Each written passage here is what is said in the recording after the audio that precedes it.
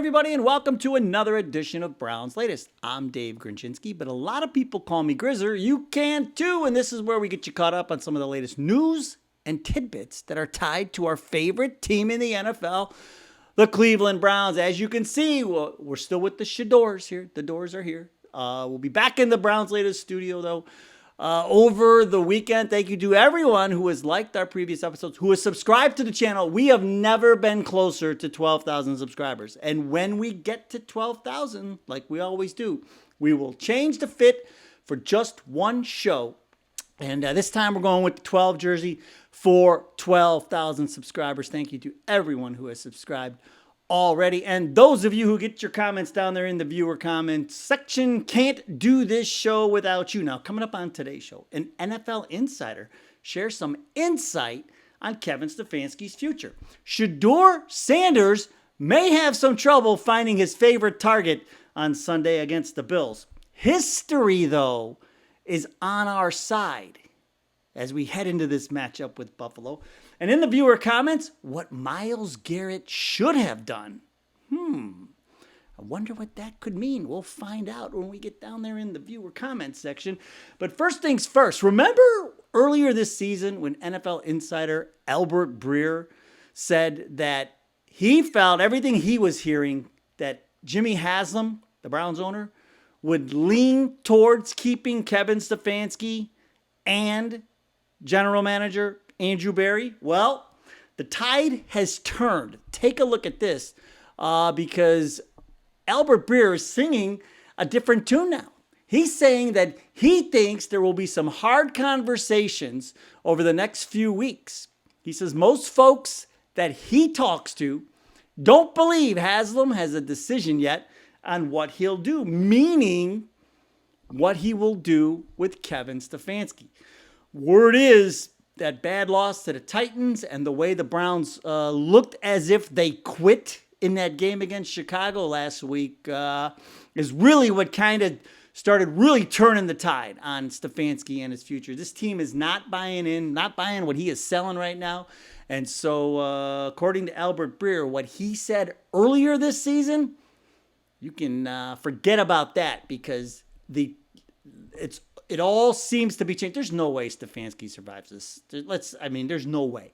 There is no way any coach could survive what we have endured so far this season. Now, another thing we're going to have to endure on Sunday, more so is Shedeur Sanders, is this. Buffalo, they are tough on tight ends. And so his favorite receiver, his favorite target, of course, is Harold Fannin Jr., and it's going to be tough. It is going to be a tough road to hoe for Shedeur. First of all, let's start here. Let's start with yards. You know, Buffalo has only given up 38 receptions to tight ends all year long for a total of 459 yards. So there's your yard totals. And you see there, Buffalo, this comes from Full-Time Fantasy. And if you look at any fantasy website, you look up any fantasy article on what tight ends you should play this week, every single one of them says don't play Harold Fannin Jr. because Buffalo is the hardest for any tight end to work against, Buffalo's defense. And so, and not just to double down, but let's double down because not only do they not give up yards, they also don't give up touchdowns to tight ends. 2 touchdowns the entire season they've given up to tight ends. And hey, last week, Hunter Henry, New England, 1 catch for 18 yards. That's it. Here's the other problem, though. Not only are they really good at defending tight ends, we're not so good at defending tight ends. We've given up 720 yards and 5 touchdowns to tight ends. So not good because Dawson Knox, he was their second leading receiver last week against New England. He had 3 catches for 37 yards. And then, of course, you got Dalton Kincaid. He had 3 receptions for 34 yards last week. Let me just get right to the point. In the last 2 weeks, Buffalo's 3 tight ends have combined for 18 catches, 217 yards, and 4 touchdowns. They have tight ends who can play. So not only do they take the opponent's tight end out of the game, but they have tight ends that can take over a game. So we are really going to have to shore up our defense, defending tight ends this week, because Buffalo has some good ones and they have a quarterback who can get them the ball. But not only that, we're going to have to figure out some ways to get Harold Fanan Jr. the ball this week as well. But here's some good news.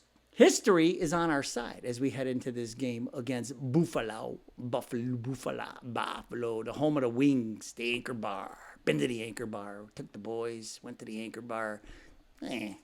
Meh. They're wings. I mean, come on. So they invented them. Big deal. We got the Rock and Roll Hall of Fame. We got Superman. Take that, Buffalo. Put that in your Anchor Bar and smoke it. But I digress. Buffalo, 4-3 on the road. And here's where history is with us. Buffalo beat New England on the road last week. This season, they have not won 2 games on the road in a row. They have not won consecutive road games this year. That's on our side. The other thing is this. The last time they came to Cleveland in 2019, we beat them. How do you like that? So there you go. You can keep your Anchor Bar and you can keep your road wins. How about that, Buffalo? Look, we'll take any advantage we can get against this team because this team is good. And so when I saw that, I said, well, let's sign me up for that. So there you go. They have not won 2 road. And remember before the season started when I was going through the schedule, I said, this is going to be a shootout between Shedeur and Josh Allen. This game is going to end like 49-47. We'll see if my prediction holds through. The prediction pen will be back tomorrow. Don't worry. We'll find out what the prediction pen thinks. But I've always felt that when I looked at the schedule, I thought this could end up being a shootout between Shedeur and Josh Allen. Now, what's also always fun to watch, as you already know, are the viewer comments. And today, we will start with, hold on, we're on the road, so, it's a little different. Okay, Dabbit, who says, we need a new coach and shore up that O-line. Well, Albert Breer says it sounds like we're going to get a new coach, which I 100% agree. And then we'll get a new coach and he knows what he's doing and they can shore up that offensive line. If Andrew Berry can do what he did to the offensive line next year, what he did to the defensive line this year, we're going to be in great shape. But that is really, that's what it comes down to. Dabbit, thank you for the comment. Timothy Michaels. Garrett, now this is what we teased at the top.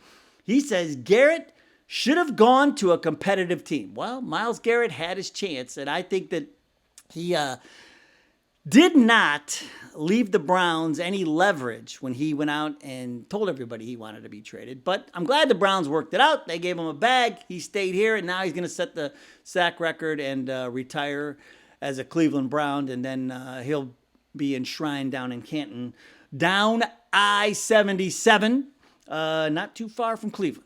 About an hour down south of Cleveland is where the Canton Football Hall of Fame is, and Myles Garrett will be enshrined there after his career. So, Myles Garrett, yes. Could he have gone to a competitive team? Yeah, maybe. But, but the jury's still out on that. There are people saying that they could still trade him in the offseason. They'll work out that contract. There's ways to split up that cap space and things like that. So there's still a chance he could be traded, but I don't feel that as much anymore.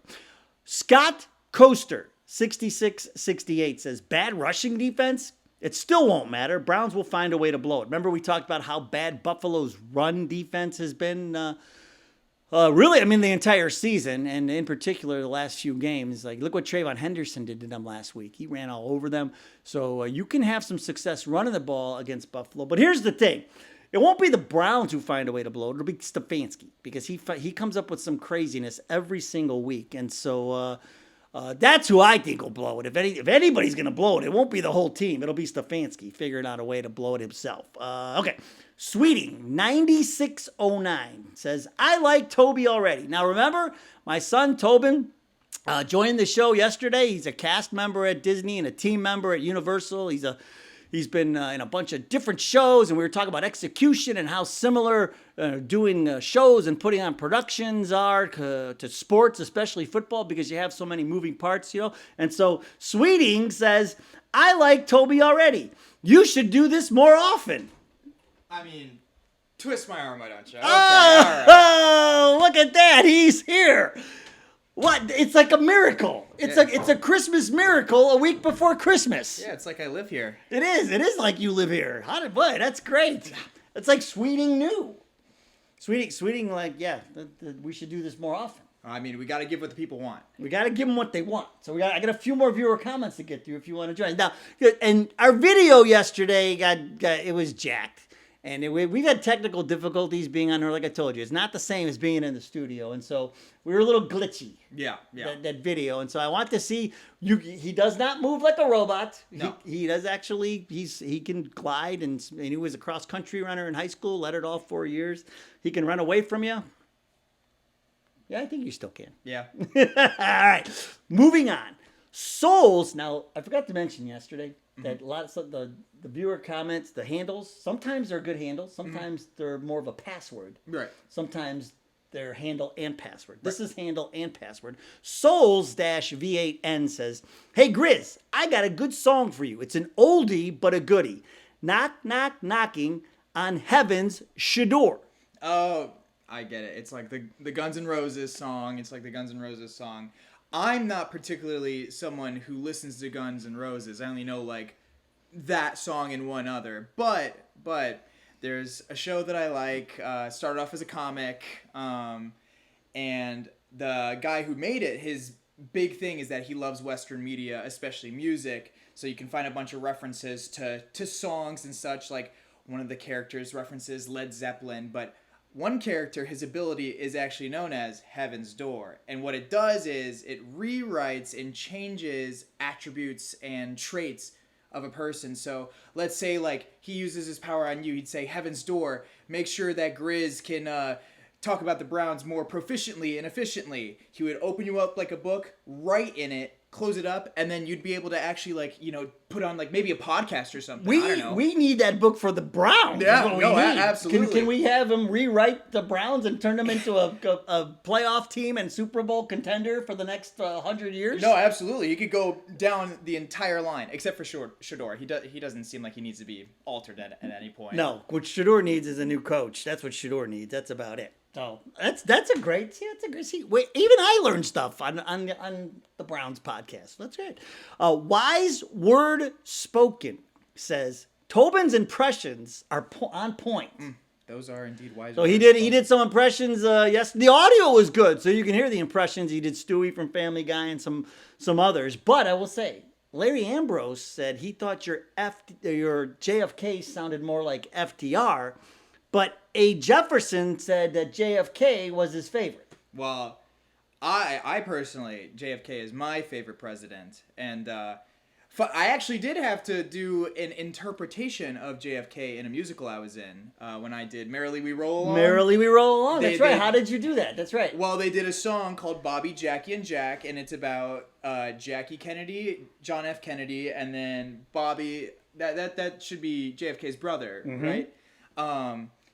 And the whole time I had to be talking in the accent and everything, and like the whole time it was just the whole accent. So I do get where he's coming from with the FDR. I did look up a speech with FDR, and it turns out FDR's from New York. However, it seems as though that JFK is from Boston, so it's a little different. What was the line you said in the car about supper? Oh, yeah. The from Clone High, there's a television show that it's about how these scientists make, what is it? It makes historical figures, they clone them and put them in a teenage setting, so a high school. And Gandhi, like Mahatma Gandhi, the peace-loving protester, he is trying to learn how to be cool like John F. Kennedy, because JFK, even in real life, like he was a good-looking guy, very charismatic, and Gandhi had to learn how to talk like JFK. So he wrote down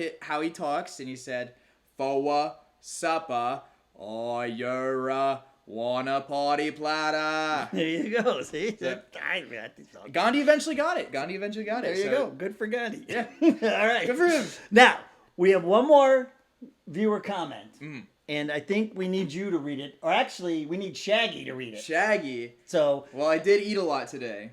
There we go. I did eat a lot. So it's from @Niche Speaking and Shaggy. I think that's Niche Speaking. Niche Speaking Niche speaking. Very Okay. niche. Very niche. Like, great show, Grizz. Your son is a great impressionist. I can tell you're really proud of your kids. That's awesome. Like zoinks. There you go. See? There's Shaggy, too. Yeah, we love Scooby-Doo. I mean, Well, can't really go wrong with Scooby. niche speaking, I really appreciate that. Yes, I mean Toby does. He works hard. He's working it, trying to just starting out. You know, in the entertainment business, it's not easy. And Yeah. so But that's showbiz, baby. it is show business. And so you got anybody else you want to get out before we get out? Oh, well, we mentioned, what is it, Sonic the Hedgehog? Oh, yeah. Sonic the Hedgehog. I grew up on playing Sonic the Hedgehog. Like, my dad and my mom both know I was obsessed with it as a kid. Fun fact, that's actually why I wanted to start running. Oh, I wanted to be like Sonic the Hedgehog when I was a kid. So- But he's got that way past cool attitude, and I grew up with two of the voice actors, Jason Griffith and Roger Craig Smith. Roger Craig Smith, for our regular show fans, he voices Thomas and a lot of the other side characters. But his voice is way past cool. He's always on the run, speed of sound Sonic. And that's kind of how he talks, like, all the time. That's great. And somebody was surprised that we knew regular show. Oh, yeah, Comments. we Oh, love yeah. regular show. We love it. Yeah. Exactly. All right, that's gonna do it. Thank you for bearing with us. Well, we had to get Toby back on it because the video was glitching so bad yesterday. So we wanted to get him in here one more time before we head back to the Browns' latest studio, and we did. Nice job. Thank you. Thank you. All right, now I'll be here all you week. remember your line from yesterday? Yes, All I right, do. here we go. All right, thanks for joining us. Hey, prediction pen tomorrow. We will be back with the prediction pen, and it said we were going to win last week and we didn't. So that was the first time it's been wrong in a long time. Prediction pen tomorrow. All right, go Browns! See you next time.